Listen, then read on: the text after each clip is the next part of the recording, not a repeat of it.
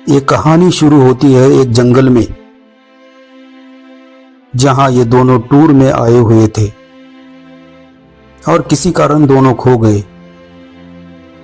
उन्होंने अपने साथियों को जंगल में बहुत ढूंढा, मगर उनके दोस्त कहीं नहीं मिले।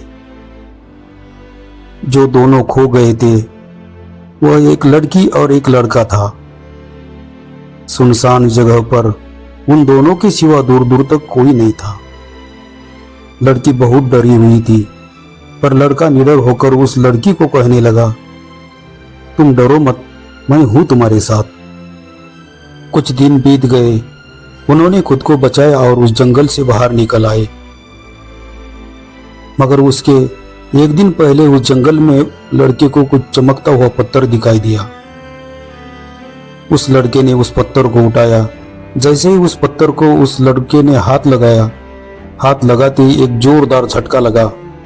झटका लगते ही वही लड़का जमीन पर गिरा। तब वह पत्थर बोलने लगा, डरो मत बालक, मैं कुछ नहीं करूंगा तुम्हें, उठाओ मुझे। तब वह लड़का बोला, कौन हो तुम? तब वह पत्थर बोलने लगा, मैं एक शक्ति हूं, यहां मैं हजारों साल से कैद हूं। तुमने मुझे हाथ लगाया तो मैं तुम्हारे अंदर आ गया हूं। अब तुम शक्तिशाली इंसान हो। अब तुम शक्ति के बल पर कुछ भी हासिल कर सकते हो, मगर इस शक्ति का गलत उपयोग मत करना, वरना मैं तुम्हारे शरीर से निकल जाऊंगा और तुम संकट में पड़ सकते हो।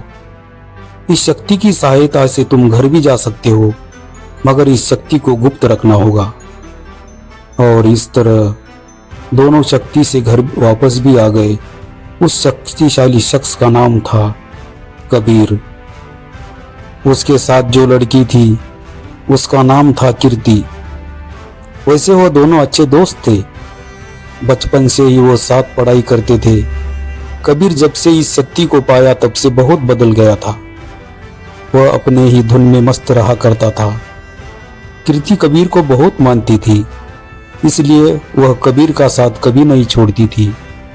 बस दोनों में फर्क इतना ही था कि कीर्ति बहुत अमीर घर की थी और कबीर गरीब था। कीर्ति को बहुत खुशी हुई थी क्योंकि कबीर को शक्ति मिली थी और वह उसका दोस्त था। कबीर को अभी तक उस शक्ति का इस्तेमाल कैसे किया जाता है यह पता नहीं था। इस शक्ति के साथ और कौन कौन सी मुसीबतों का सामना करना पड़ेगा इसका अंदाजा नहीं था, मगर वह खुश था कि मुझे शक्ति मिली, अब मैं कुछ भी हासिल कर सकता हूं। मगर आने वाले समय में क्या होगा उसके साथ, इसका जरा सा भी अंदाजा नहीं था। उस शक्ति को कैसे कंट्रोल करते हैं यह उसको समझने लगा और वह धीरे धीरे अपनी शक्ति को इस्तेमाल करने लगा। कुछ दिन बीत गए। कुछ दिन बाद धीरे धीरे अपनी शक्ति के बारे में लोगों को पता चलने लगा, मगर कबीर कभी भी अपनी शक्ति का दुरुपयोग कभी नहीं करता था। एक दिन ऐसा वक्त आया, शायद वह वक्त मानो उसकी शक्ति को खत्म करने ही आया हो। एक दिन कीर्ति के पिताजी का एक्सीडेंट हुआ। उस हादसे में उसके पिताजी अपने दोनों पैर खो चुके थे। अब सवाल यह था कि क्या कबीर कीर्ति के पिताजी को ठीक कर पाएंगे? दोस्तों, फिर मिलते हैं दूसरे वीडियो में दूसरा एपिसोड लेकर। तब तक के लिए जय हिंद, वंदे मातरम।